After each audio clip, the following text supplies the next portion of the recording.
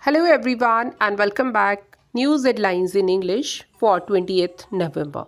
And first of all, national news. Air India flight from Paris diverted to Jaipur. Grab fourth. Measures took effect at the end of day. Rally protesting against re-imposition of AFSPA stopped in Manipur. Palestine thanked India for $2.5 million financial aid to its UN agency. Madras High Court bars grant of award in MS Subbulakshmi's name to musician T.M. Krishna. Now international news. In a first, Ukraine hit Russia with long-range missile after Biden's approval, a report said.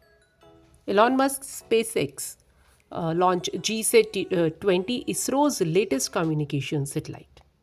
Vladimir Putin to visit India soon, dates being finalized, Kremlin said. Public space reopened after 15 years under New York's Brooklyn Bridge.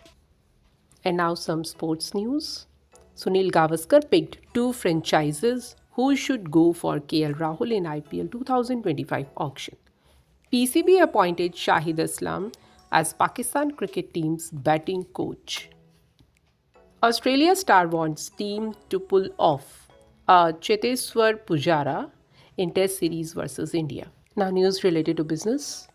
Goldman Sachs plan to spin out blockchain-based digital assets platform, a report said. NTPC Green IPO open for subscription from today at a price band of 102 to 108 rupees. Sony said to be in talks to buy Elden Ring maker from Software's parent company. And that's all in news. Thank you.